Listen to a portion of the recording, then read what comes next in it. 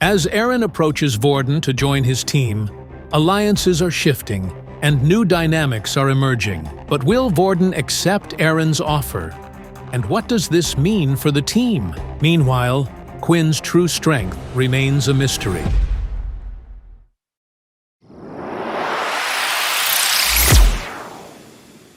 Not only were Quinn and the others shocked that Erin had approached Vorden, but so was the whole class.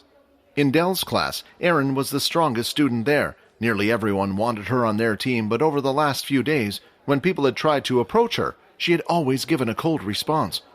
It seemed like she was disinterested in everything apart from getting stronger. "I'm sorry," Vorden said, "but I've already decided to make a team with these guys." Vorden's response to Erin seemed to be even crazier to everyone else as well. They had seen Vorden fight that day when they were surrounded by the second years.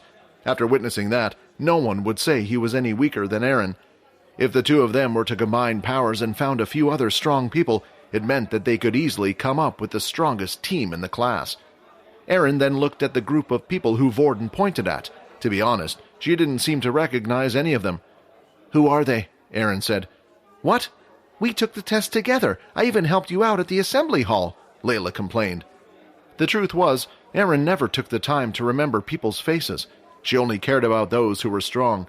When she saw how weak they were in the test assessment, she didn't even bother with them any longer. Although there was one person who had caught her eye other than Vorden, and that was Quinn. She remembered him throwing the black beast balls at a lightning-fast speed and taking out a student. Then, when she looked at his wrist, she saw he was only a level 1 user. "Why would you stay with these weak people? Surely you can get a better grade if you join me and a few others," Erin said. The first assessment and future assessments in the portal outing would determine their final grade. For those who had a cozy family to get back to, it didn't matter too much, but to the rest, it determined their future. The grade they got when they left the military academy would decide whether they could join a strong private company, or whether they would just end up joining the bottom of the barrel, being treated even worse than now. "I don't care about the grades, I just want to have fun while I'm still in school," Vorden replied. But Erin was determined not to give up. "Fine, I can accept the girl and the strangely strong boy, but I can't accept him," Erin said, pointing at Peter. Peter's heart suddenly started to thump louder. A fear started to take over him as he heard Erin speak these words. If he didn't get in Vorden's and Quinn's team, he would be in huge trouble. "Why do we need you anyway?" Vorden said. "Wait a minute," Layla interrupted. "I think she would make a good addition to the team. Besides, Vorden, doesn't your ability rely on those around you to be strong as well? As far as I remember, the beast doesn't have abilities, so you would have to rely on us, and we don't exactly have strong abilities." "Layla, I understand what you're saying, but for once I agree with Vorden," Quinn replied. "I don't care how strong she is. She can't just come in and kick one of us out. She can join the team, but only if Peter stays." It was good to have strong allies, but at what cost? If Quinn was to kick out Peter to replace him with a stranger, he would just be as bad as everyone else who had treated him like crap just for being weak. He didn't want to change into one of those types of people. Erin then started to look around the room before looking at Vorden once again. She thought back to how Vorden was able to deal with Momo quite well before the use of the soul weapon. After looking around the room, there didn't seem to be a single person in Dell's class that matched up to him. "Fine, I will join, but I wish for the 5 of us to have a retesting to see where we stand," Erin asked. "Perhaps we can go visit the training center, display what we can do to the rest."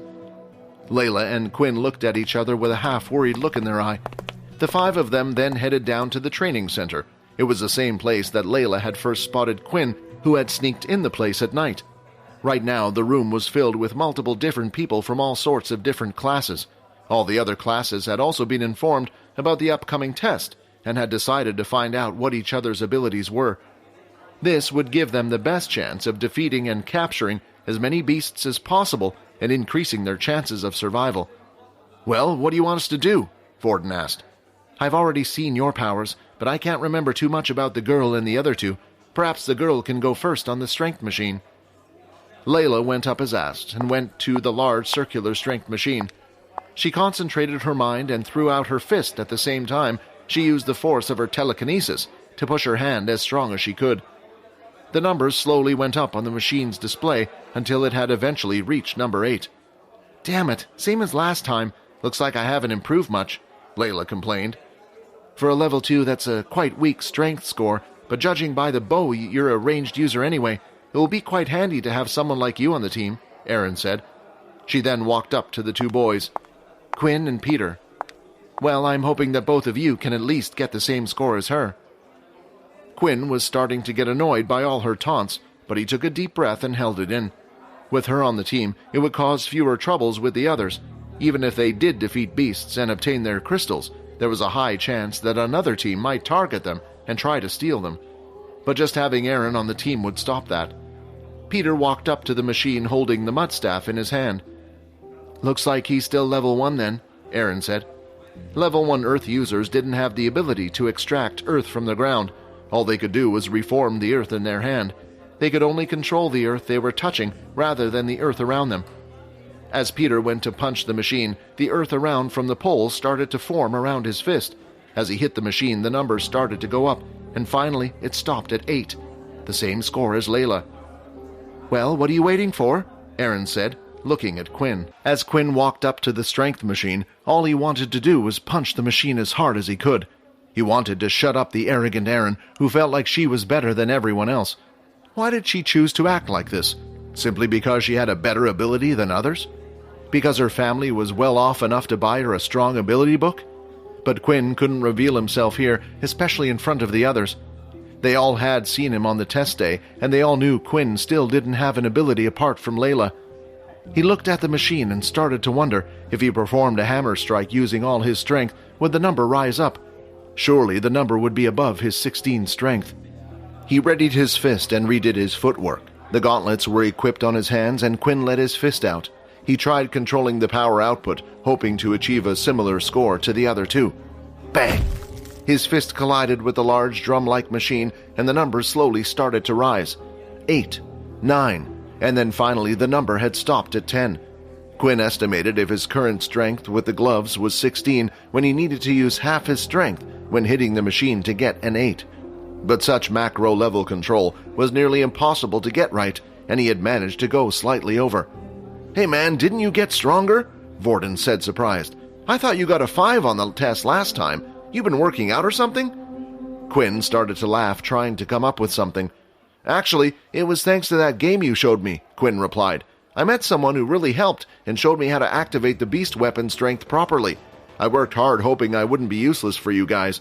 When I threw that beast ball that time back in the assembly hall, I realized how useful it would be if I learned how to activate the best weapon. This was a lie, but Quinn felt like it was quite convincing. Didn't the second year say you needed to treat it like activating your ability, though? I thought you didn't have one. Apparently that isn't a requirement, but just to help you visualize activating your beast weapons, Quinn replied back. Sweat was starting to run down his face. All he could do now was hope the others would buy it. Well, a score of 10 isn't that impressive. The only reason we are talking about it is because you're level 1, Erin said. For once, Quinn was happy Erin's smugness had drawn the attention away from him. Is this okay then? Layla asked. Yes, Erin replied. I still wish to join your team. I believe even with the extra luggage we have on board, with me and Vorden, we can come out as the top team during this assessment. After testing everyone's strength, the group decided to discuss a few things, such as formation and what to do. Although the discussions didn't last for long, if they were to travel as a group, Layla would stay at the back for support, and Erin and Vorden would be at the front. Usually the physical damage dealers would be at the front of the squad, while elemental users in the middle. But in this scenario, Quinn and Peter were considered so weak that they were placed in the center for protection. Erin felt like it was quite useless to practice anything else after finding out how weak the other two abilities were, so the group's meeting had ended early, and she decided to go off on her own to train somewhere. Well, if combat classes have been cancelled for the day, is there anything you wanted to do? Vorden asked. Actually, I was planning to head to the VR capsules, Quinn replied. I've been trying out a bunch of abilities so I can decide what ability to pick in the future. Suddenly, Vorden started to shiver. You can go ahead, Vorden said. I know I showed you how to play the other day, but to be honest, I'm sick and tired of that game. I played it so much growing up and all. With Quinn heading off to the VR room, that left Peter and Vorden all on their own. Hey, so do you want to practice a bit more with your ability? I know you're saving up so you can buy a few more skill books. Maybe we can get you to a level 2 before heading off into the portal. Peter looked around the room at the other students before giving an answer. "Sure, that sounds like a good idea," Peter replied. But Peter's strange actions didn't go unnoticed, and Vorden had a feeling it had something to do with those students he went to hang around with a few days ago. Quinn had finally arrived at the VR center. He paid his 10 credits for an hour and got into his pod as usual. At the moment, it was the easiest way for Quinn to level up and get stronger. He decided while inside the capsule, he would split his session into 2 halves. For the first 30 minutes, he would spend it facing against level 1s. On average, it took him around 5 minutes to defeat an opponent in the level 1 stage. Gaining 25 experience points for each opponent he defeated would allow him to gain around 150 experience points. Then, for the second half of the session, he would use it searching for quick matches, battling against opponents of all different strengths. This would improve his fighting IQ out in the world. Quinn entered the game and started his first match with his plan. He did the usual avoiding the enemy's strikes and dealing with his opponent with either the strength of his 2 fists or by using a barrage of blood swipes. That's when Nate noticed that the ID Blood Evolver was online. Nate was still interested in this person and decided to check him out. As long as they were in your friends list, you were able to spectate their matches. Nate then was suddenly transported into the arena and began to watch Quinn's matches one by one. And all that he witnessed was Quinn defeating weak level 1s in a matter of minutes. But it was strange, for someone as strong as him, just what on earth was he doing? When Nate thought of him, he never imagined Quinn to be the type of person to bully the weak. "Let the grinding begin," Quinn said as he took down his next opponent. Quinn's VR game performance has caught Nate's attention. But why is a powerful player like Quinn fighting weak level 1s? What will Nate's discovery mean for Quinn's reputation and relationships? Subscribe to the Pocket FM Fantasy YouTube channel and press the bell icon for instant notifications. Check out our channel for more exciting shows.